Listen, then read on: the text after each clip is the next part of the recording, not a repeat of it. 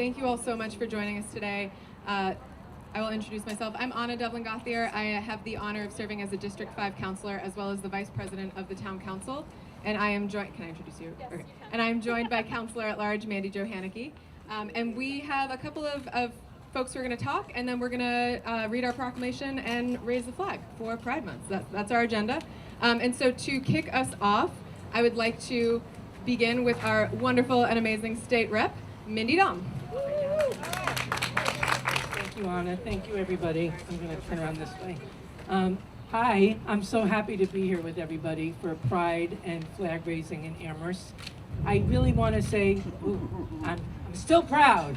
I just want to say, that's right, it's power, not trying to take our power, it's giving us power. I really am so proud of Amherst, I have to say, and I know this may be somewhat of an outlier view here, but you know, we have a situation that was happening in Amherst right now where LGBT kids and teens and youth were potentially being threatened, harmed, disregarded, disrespected, and our community went full throttle to support them, to have their back, to hold ourselves accountable, to hold our elected officials accountable, and to really take action to show allyship, support, and love.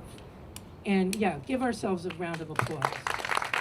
Because, you know, if what we have heard, and I also want to add to that list our support for student journalists and making sure that we respect the work of student journalists and their faculty advisors. Because if it wasn't for student journalists, we wouldn't know what we know, and we wouldn't know what we need to find out we know. So it's a remarkable situation to find ourselves in this circumstance where it's easy to point fingers at each other, it's easy to condemn each other, and I really want to give it up to Amherst because what we did was we took responsibility. We stood up and said, this means something to us, our kids mean something to us, and we are going to be here to support them. Now I want to tell you, before I was a rep and before I was at the Survival Center, people I think don't realize I had actually a life before the Survival Center, but I did. And I was involved with HIV/AIDS training as well as training for youth providers for LGBT kids. And I said this a lot in the past couple of weeks, I want to share it with you now. And I want to use this as a moment to carry us through the month of June and beyond.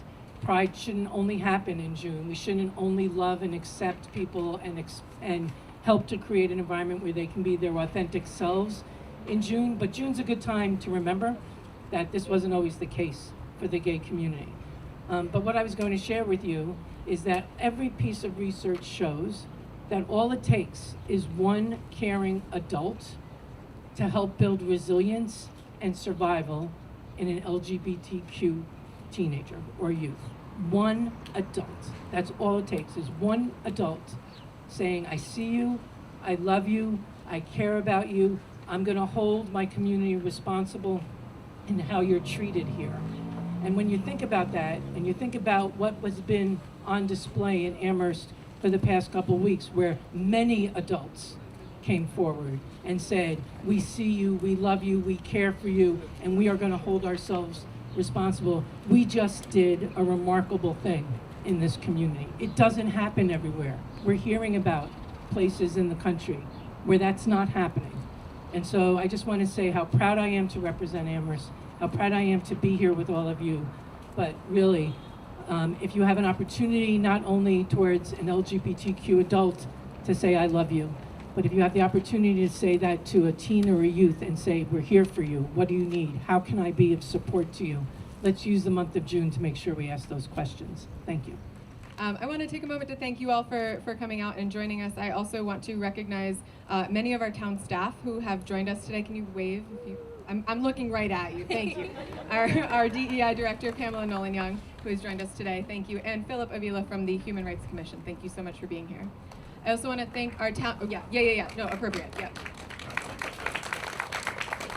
I also would like to thank our town manager, Paul Bockelman, for joining us, as well as Kristen Ellico, who represents Maura Healy's Western Mass Division office. Thank you both.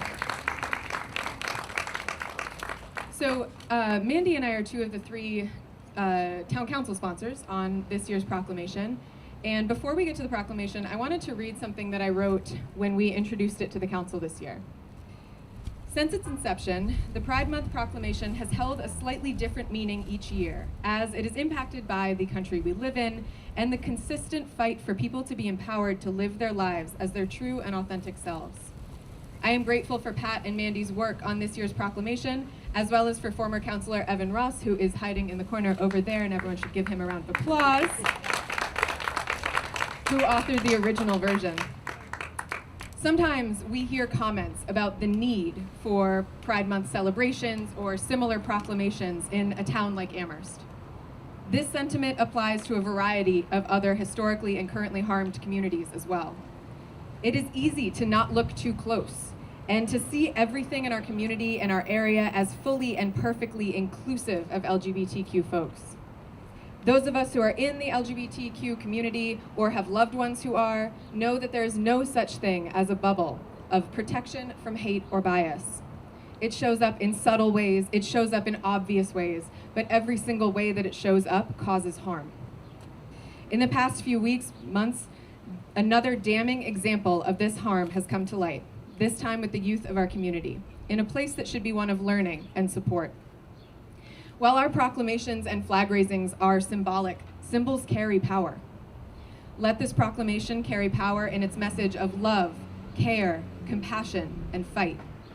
We will continue to fight, continue to love, and continue to care for our community. To our LGBTQ+ residents, and especially to our youth, we see you, we support you, we celebrate you, and we are going to fight like hell for you and alongside you. Thank you so much for joining us today. Thank you. I would like to ask my fellow counselors to come join us up here and ask Mandy if she has anything to say. No, Anna covered it all. I want to also thank our Sexuality and Gender Alliance of the Amherst Regional High School for being a community sponsor, and they are going to, some members of SAGA are going to help us read the proclamation, so they can come up too, along with our fellow counselors.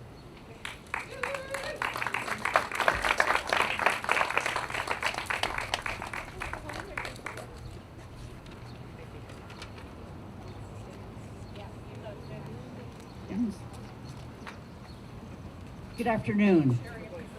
And we are joined today by 3 students from our high school, and they are Rex, Alex, and Willow.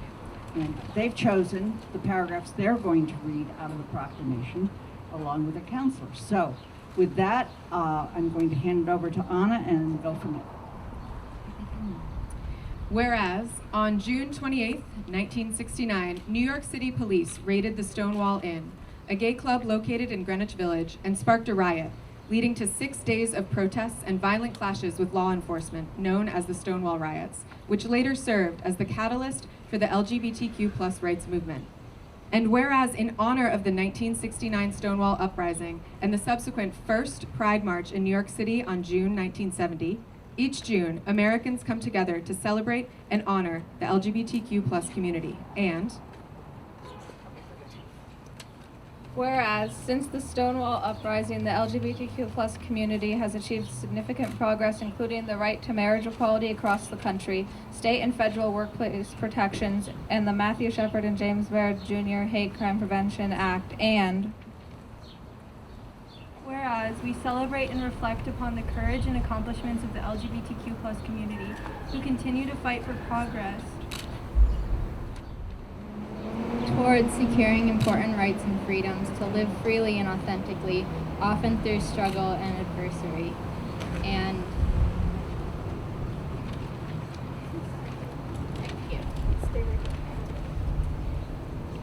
whereas the LGBTQ community has and continues to face systemic discrimination across the United States, including social stigma, challenges accessing health care and other basic social services, and increased rates of violence. And whereas, while there has been remarkable progress towards acceptance and equality in recent years, the rights of LGBTQ+ Americans remain under relentless attack, with dangerous and anti-LGBTQ legislation being introduced and passed in states across the country, particularly targeting trans children and their parents and interfering with their access to health care, and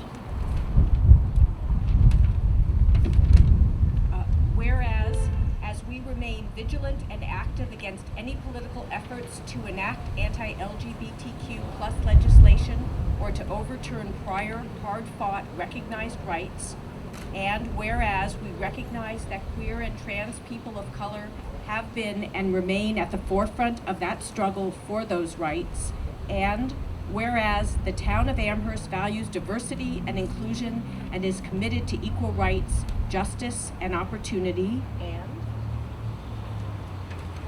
whereas Amherst recognizes the important contributions of its LGBTQ plus residents, including our youth, to the town's history, culture, economy, and civic life, and whereas we affirm our support for LGBTQ plus residents, including our youth, and stand with them to protect their civil rights and ability to live openly without fear.